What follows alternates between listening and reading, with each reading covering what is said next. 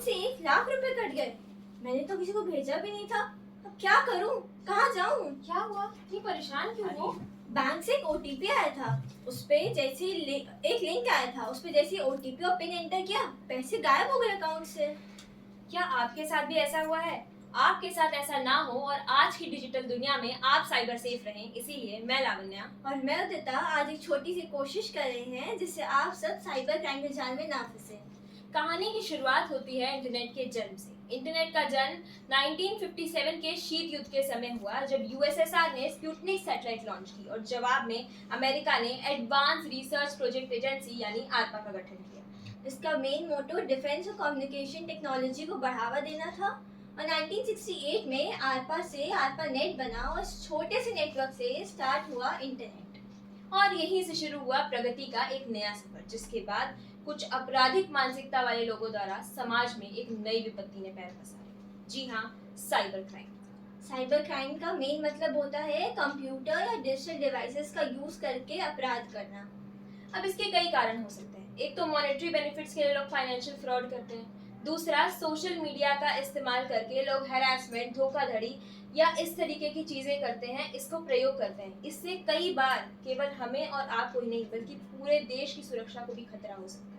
ये बहुत प्रकार के होते हैं, जैसे अटैकर्स, बैंकर्स या कोई गवर्नमेंट ऑफिसर्स या कोई ऐसी ट्रस्टेड कंपनी या संस्था का रूप लेके फोन कॉल्स और वीडियो कॉल्स के थ्रू आपकी इम्पोर्टेंट डॉक्यूमेंट्स की चोरी कर सकते हैं। आजकल दुनिया भर के रैंसमवेयर, स्पाईवेयर, वायरस आपकी डिवाइस में इंसर्ट करके आपसे पैसों की मांग कर सकते हैं। अनजान लिंक्स, शादी के इनविटेशन कार्ड, फनी वीडियोस और न जाने कितने ही ऐसे माध्यमों से ये आपकी डिवाइस को हाईजैक कर सकते हैं, उसे हैक कर सकते हैं। Cyber crimes, cyber attacks social media के थ्रू भी होते हैं, जैसे दो लोगों के बीच शेयर होने वाली इंफॉर्मेशन की चोरी करना या आपकी पर्सनल इंफॉर्मेशन निकाल लेना। लेकिन नहीं, हमें इससे डरना नहीं है, बल्कि डट कर इनका सामना करना है। हमें यह याद रखना होगा कि समस्या है तो समाधान भी है। इनका सबसे बड़ा शस्त्र है पैनिक। जब भी हम पैनिक करते हैं, घबराते हैं, बस वहीं से इनका पहला वार सफल हो जाता है और यही अक्सर हमारी सबसे पहली गलती होती है। जब हमारे पास कोई रैंडम फोन कॉल या मैसेज आता है कि हमारे किसी परिवारजन के साथ कोई दुर्घटना हो गई है, तो हम वहीं घबरा कर विवेक शून्य हो जाते हैं और यही इनके लिए पहली लीड होती है। सबसे पहले हमें किसी भी ऐसी सिचुएशन से कामली डील करना आना चाहिए। प्लस कुछ और भी आवश्यक बातें हैं जिनका अगर हम ध्यान रखें तो हम ऐसी प्रॉब्लम से बच सकते हैं। हमें याद रखना चाहिए कि सारे डिवाइसेस में सेफ्टी एप्स और सेफ्टी सेटिंग्स रखें और एक जीरो ट्रस्ट अप्रोच रखें। हमेशा अपने डिवाइस में एंटीवायरस या फायरवॉल जैसे सॉफ्टवेयर्स को इंस्टॉल करके रखना चाहिए।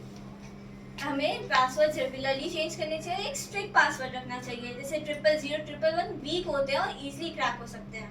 ध्यान रखना चाहिए कि हमारे पासवर्ड में एटलीस्ट 12 कैरेक्टर्स हों, जिसमें capital letters, small letters, numbers और सिंबल्स यानी कि स्पेशल कैरेक्टर्स का कॉम्बिनेशन होना चाहिए। पर्सनल इंफॉर्मेशन जैसे डीओबीज डालना अवॉइड करें।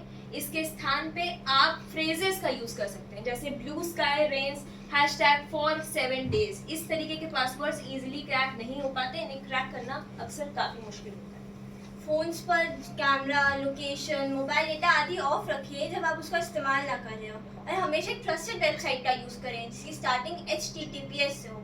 अपने डिवाइसेस में रेगुलर सॉफ्टवेयर अपडेट्स करते रहें। नाम, डीओबी या बैंक डिटेल्स जैसी पर्सनल इंफॉर्मेशन सोशल मीडिया पर एक्सपोज ना करें।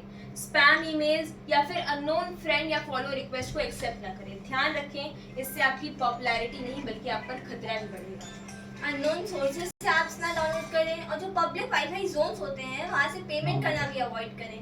कई बार हम लोग ऐसे ऐप्स को भी परमिशन दे देते हैं अपने कैमरा, गैलरी, कॉन्टैक्ट्स की, उससे उनका एक्सेस उसके पास पहुंच जाता है और फिर हम चाह कर भी कुछ नहीं कर पाते हैं। अपनी गैलरी में आधार कार्ड, वोटर आईडी कार्ड या क्रेडिट कार्ड्स वगैरह की पिक न रखें। ये इंपॉर्टेंट डॉक्यूमेंट्स होते हैं और उनके लीक होने का खतरा होता है।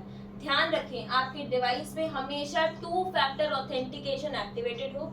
इससे आपके डिवाइस को एक सेकेंड सिक्योरिटी लेयर मिलेगी। बाय चांस आपका पासवर्ड लीक हो जाता है, तब भी आप फिंगरप्रिंट्स, थंबप्रिंट्स या फेस आईडी जैसे बायोमेट्रिक्स की मदद से अपने डिवाइस को सेफ रख सकते हैं।